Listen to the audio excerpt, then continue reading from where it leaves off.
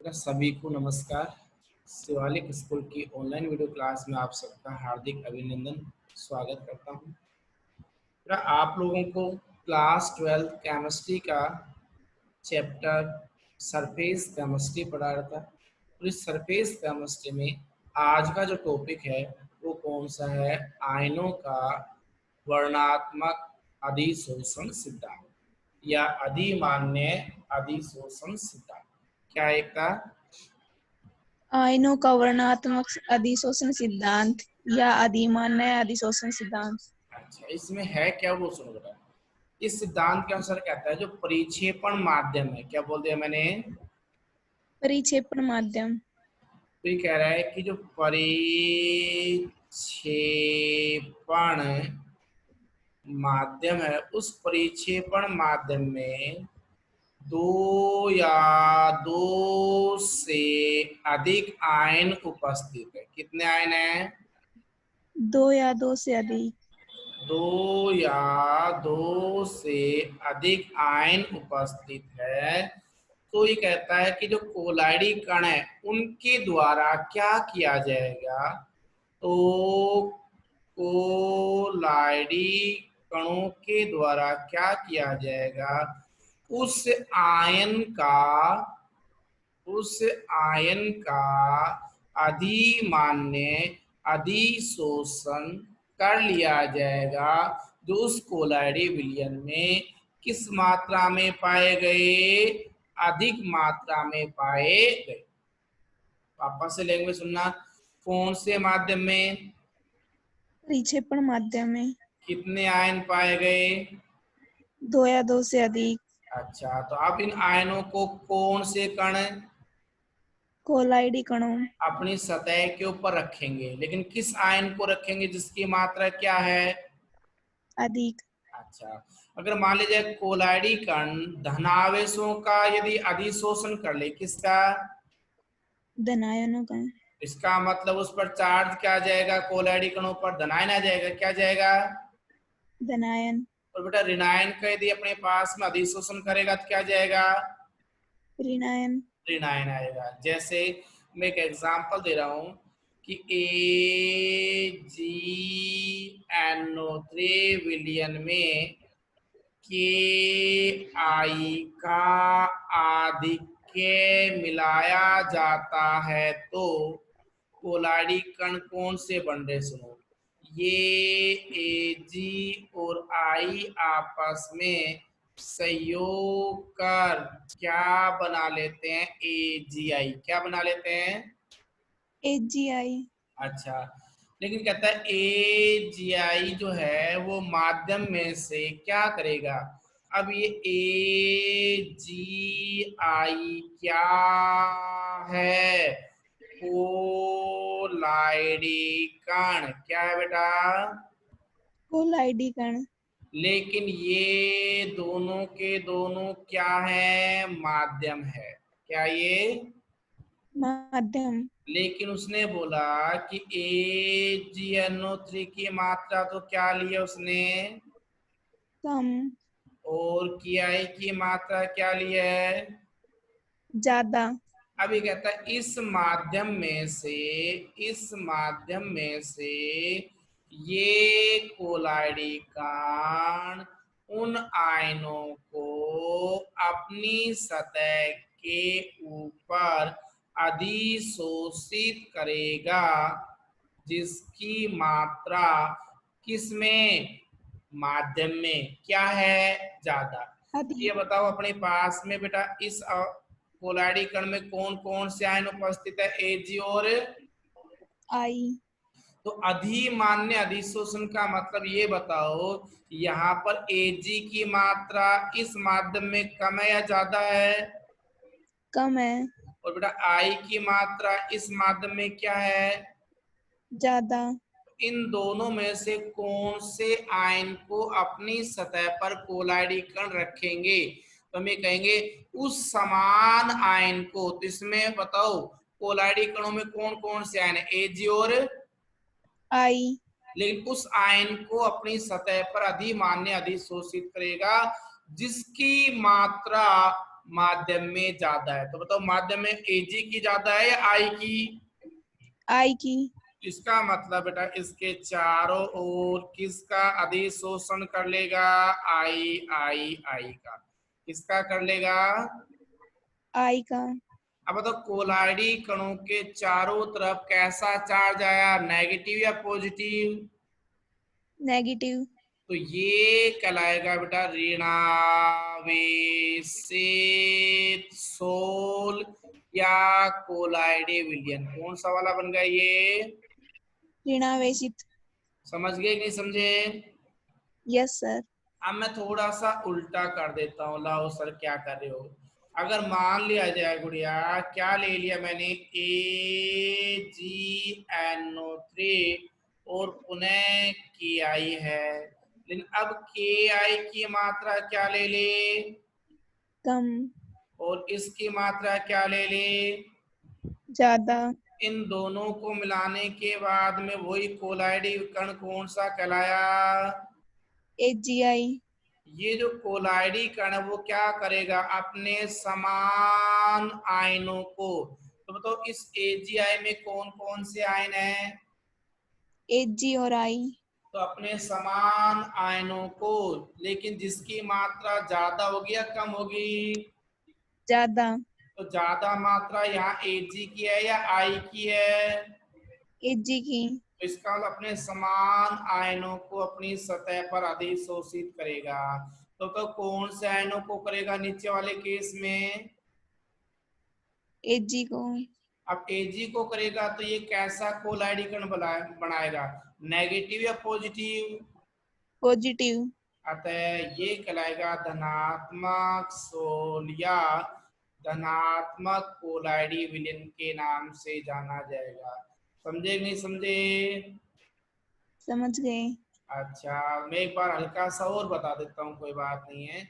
इसके अनुसार कहते हैं परिक्षेपण माध्यम में अगर दो से ज्यादा क्या पाए गए, आयन, तो आयन। कोलाइडी कण कौन से आयनों को अधिक अपनी सतह पर अधिशोषित करेगा? जिसकी मात्रा अधिक हो। और वो उस हिसाब से सोल का निर्माण करेंगे। ये मैंने आप लोगों को एग्जाम्पल दिया। क्लियर हो गया नहीं हुआ? Yes sir. आगे चलो। Yes sir. चलो, पहला नियम था अधिमान्य अधिशोषण सिद्धांत। अब उसी का एक सुधरा हुआ रूप आ रहा है, वैद्युत द्विक स्तर सिद्धांत। क्या बताए हिमांशु? विद्युत द्विस्तर सिद्धांत। तो विद्युत द्विक स्तर जो सिद्धांत है ये देने वाला कौन था? हेल्महोल्ट्ज। कौन था? Help voltage. तो हेल्महोल्ट्ज ने क्या किया कि भाई अपने पास में सबसे पहले इस सिद्धांत को प्रतिपादित किया, ठीक है। लेकिन उसके बाद में इसको आगे जो विकसित करने वाले थे वो दो वैज्ञानिक थे। एक का नाम था अपने पास में गोय एवं स्टर्न। तो गोय एवं स्टर्न ने इस सिद्धांत को क्या किया, विकसित रूप दिया, ठीक है। Yes sir. अच्छा, लेकिन सर विकसित रूप कैसे दिया? अभी ये बताओ, थोड़ी देर पहले आपने सुना था कि जो अधिमान्य अधिशोषण जो सिद्धांत है, कौन सा सिद्धांत था? मान्य अधिशोषण सिद्धांत। तो जो अधिमान्य अधिशोषण सिद्धांत है उसके द्वारा आपने भी देखा मैंने भी देखा कि सर सतह के ऊपर धन या ऋणावेश को ग्रहण कर लिया जाता है और कोलाइडी कण आवेशित हो जाते हैं, राइट? Yes sir. अच्छा, अब मैं क्या बोल रहा हूं इसमें सुनना भैया। अब ये जो कण है, क्या बोल रहा हूं, ये कण है। अर्थात ये आवेशित कण माध्यम में उपस्थित विपरीत आवेशित आयनों को आकर्षित करते हैं। माध्यम में उपस्थित, क्या बोला मैंने, विपरीत आयनों को आकर्षित करते हैं, जिससे आयनों की दूसरी परत बन जाती है। आयनों की कौन सी परत बन जाती है?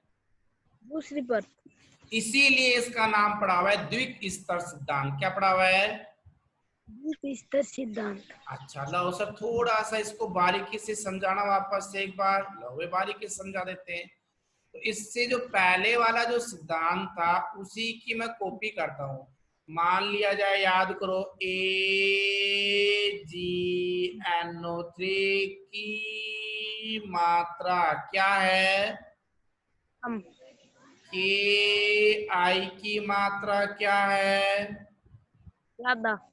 ये दोनों आपस में मिलकर के कौन सा कोलाइडी कण बनाया? AgI। ये AgI कोलाइडी कण अधिमान्य अधिशोषण सिद्धांत के अनुसार अपने समान आयनों में से उस आयन को अपनी सतह पर लाएगा जिसकी मात्रा ज्यादा है या कम है? ज्यादा। तो ये पहले वाले केस में इसके चारों ओर कौन आए? आई। आयोडाइड आगे। Yes sir. ये कहलाई बेटा पहली परत। क्या कहलाई? पहली परत। अच्छा, ये पहली परत इस परत के साथ में चिपके हुए हैं और ये जो कहलाया ऋणावेशित कोलाइडी सोल। अब द्विक स्तर सिद्धांत में क्या बोला गया? किसमें? द्विक स्तर सिद्धांत में। लाओ जी, द्विक स्तर सिद्धांत में ये कह रहा है अब ये जो ऋणायन है कौन? ऋणायन। ये क्या करेगा कि इसके साथ में जो आधिक्य में पाए जाने वाला विपरीत आयन है, आधिक्य में पाए जाने वाला विपरीत आयन, तो बताओ आई के साथ में बेटा विपरीत आयन कौन सा था? पोटेशियम। जो किस में पाया जाता था? आयोडीन। आधिक्य में। किस में? आधिक्य में। तो अब इस आयोडाइड के चारों ओर उस आधिक्य आयनों के विपरीत आयन, तो आयोडाइड आयन पहले था तो इसका विपरीत आयन कौन सा हो गया? Potassium ion. वो क्या कर लेता है? एक लेयर बना लेता है। तो ये पोटेशियम वाली लेयर तो कौन सी कहलाई? पहली परत या दूसरी परत? दूसरी परत। दूसरी परत। और भैया आयोडीन वाली, आयोडाइड वाली कौन सी परत कहलाई? पहली पहली परत। परत। तो पहली परत तो क्या होती है? दृढ़ता से बंधी रहती है। कैसे बंधी रहती है? दृढ़ता से बंधी हुई। जबकि जो दूसरी जो परत होती है बेटा वो गतिशील होती है। कैसी होती है? गतिशील। अच्छा, दो परतों की वजह से इस सिद्धांत का नाम पड़ा हुआ है द्विक स्तर सिद्धांत। क्या पड़ा? द्विक स्तर सिद्धांत। अच्छा, अब दोनों परतों पर समान चार्ज या अलग अलग है? अलग अलग। अलग अलग है। तो मैं बोलूंगा दोनों परतों पर। किस पर? दोनों परतों पर। विपरीत चिन्ह के आवेश के कारण इन परतों के बीच में एक विभवांतर उत्पन्न हो जाता है और उस विभवांतर जो उत्पन्न हुआ है बेटा उसे बोलते हैं जीटा विभव। क्या बोला? विभव। तो पूछ ले जीटा विभव का मतलब क्या है? तो आप ये कह सकते हो कि वैद्युत द्विक स्तर सिद्धांत में दो परतों के मध्य या दो विपरीत परतों के मध्य, या हम कहेंगे दो परतों के विपरीत चिन्हों को के आवेशों के कारण दोनों परतों के मध्य में एक विभवांतर उत्पन्न होता है जिसे जीटा विभव के नाम से जाना। है। अच्छा, अगर मैं इसकी जगह चेंज करके देखूं, यस सर। ला भैया AgNO3 और Ki दोनों मिलकर के बताओ सबसे पहले कौन सा कोलाइडी कण बना लिया? आई। मैं ये बोल रहा हूं, अब मैंने क्या कर दिया? AgNO3 की मात्रा क्या ले ली? दा। तो बताओ इस AgI के चारों ओर पहले कौन से आयन आएंगे? आयन। AgI। ये नियम यहाँ तक तो क्या कहलाया, अधिमान्य अधिशोषण सिद्धांत। क्लियर है? Yes sir. अब बेटा इसके चारों ओर जो एक स्तर सिद्धांत बोलता है कि बताओ आधिक्य में Ag प्लस आयन के साथ में विपरीत आयन कौन है? NO3। Nitrate NO3। अब इसकी लेयर किसकी बन जाएगी? नाइट्रेट की, NO3 माइनस की। अब ये NO3 माइनस तो कहलाई दूसरी परत, Ag की कहलाई पहली परत। इन दोनों के मध्य उत्पन्न विभव को बोला गया था विभवांतर को जीटा विभव। क्या बोला? विभव। तो ये बताइए कि अधिमान्य अधिशोषण और वैद्युतिक स्तर सिद्धांत क्लियर हुआ या नहीं हुआ? Yes sir. आगे चलो। Yes sir. चलो बेटा आगे अगला पॉइंट लेते हैं। अगला कोलाइडी विलयनों का जो गुणधर्म आया आपके पास में वो लिखा मैंने, वैद्युत कण संचलन। ये इम्पोर्टेंट है, वैद्युत कण संचलन।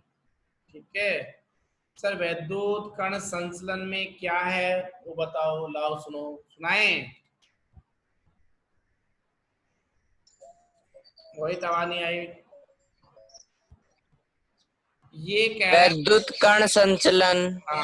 ये कह रहा है कि अगर विद्युत क्षेत्र के प्रभाव में कोलाइडी कणों का, विद्युत क्षेत्र के प्रभाव में कोलाइडी कणों का विपरीत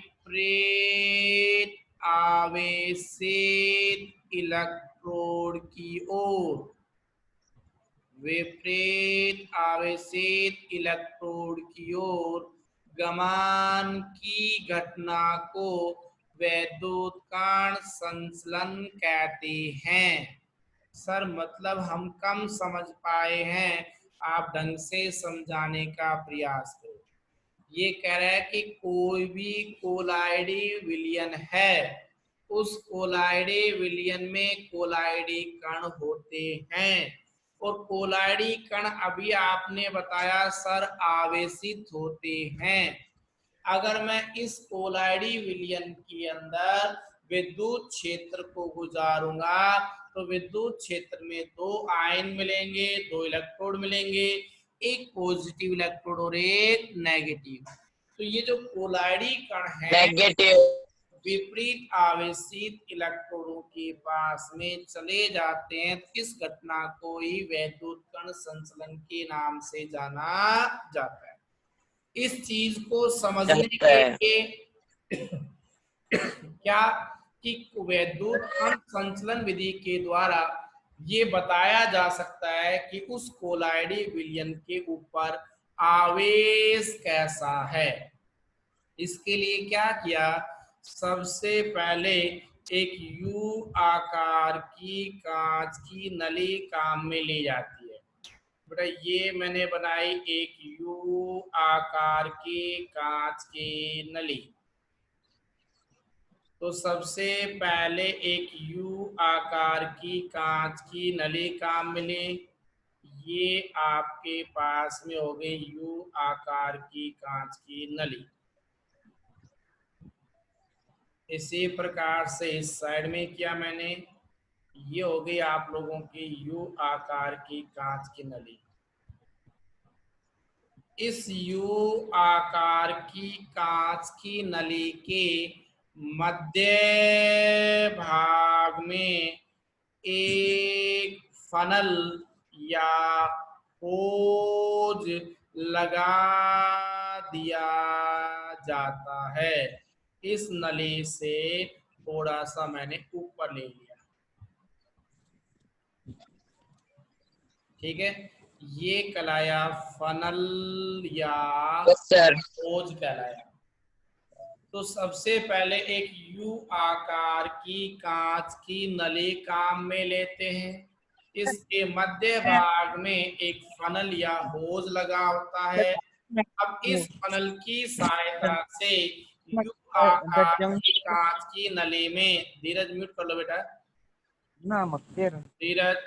अच्छा, तो सबसे पहले मैंने क्या बोला, यू आकार की कांच की नली लेते हैं, इसके मध्य भाग में एक फनल लगा दिया जाता है।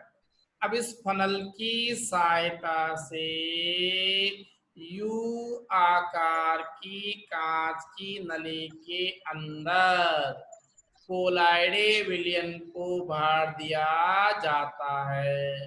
कौन सा कोलाइडे विलयन?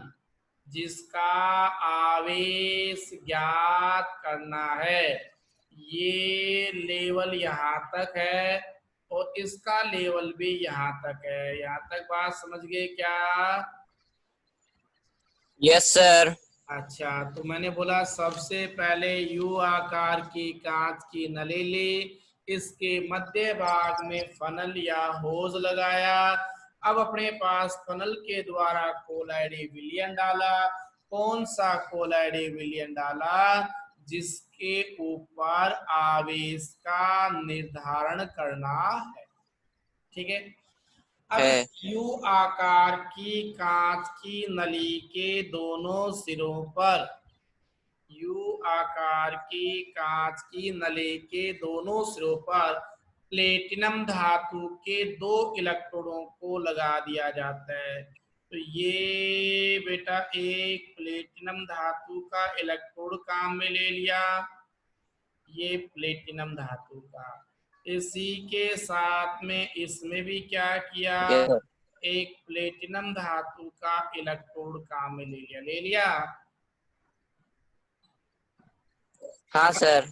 इन इलेक्ट्रोडों को किसमें डबो दिया जाता है? कोलाइडे विलयनों में डबो दिया जाता है।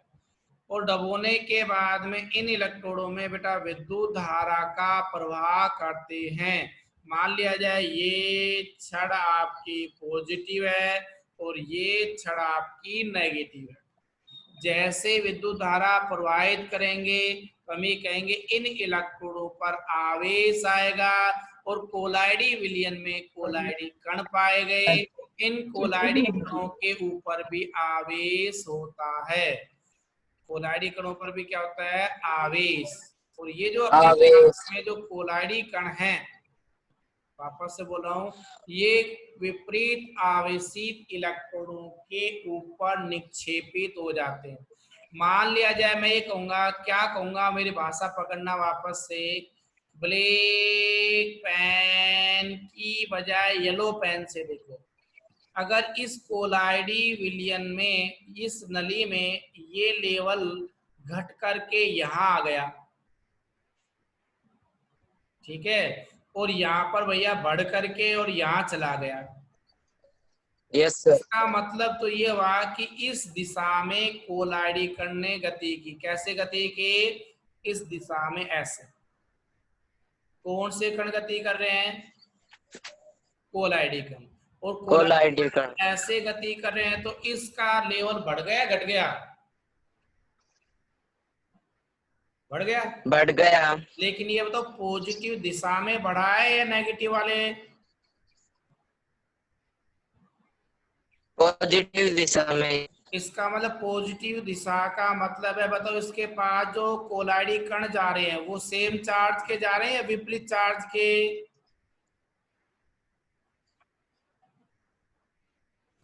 सेम चार्ज के। कैसे जाएंगे बेटा? जब ये इलेक्ट्रोड पॉजिटिव है तो उसके पास में कौन जाएगा? नेगेटिव। कौन से कण जाएंगे? नेगेटिव। कोलाइडी विलयन में जो कोलाइडी कण पाए गए, ये कोलाइडी कण आवेशित होते हैं। तो हमने क्या देखा कि ये कण जो है, लेवल जो है वो नेगेटिव की तरफ कम हो गया और पॉजिटिव की तरफ ज्यादा हो गया। इसका मतलब आप और हम किसका निर्धारण कर सकते हैं? कोलाइडी विलयन में पाए जाने वाले कोलाइडी कणों के आवेश का निर्धारण किया जा सकता है। तो यहाँ इस डायग्राम के द्वारा जो कोलाइडी कण है वो नेगेटिव है और नेगेटिव कणों से मिलकर के बना कोलाइडी विलयन ऋणात्मक कोलाइडी विलयन के नाम से जाना जाता है। तो लास्ट में समरी क्या निकल के आई बेटा? जाता है। इस विधि के द्वारा किसी कोलाइडी विलयन में पाए जाने वाले कोलाइडी कणों के आवेश का निर्धारण किया जाता है और इस घटना को बोला वैद्युत कण संचलन। समझ गए? Yes sir.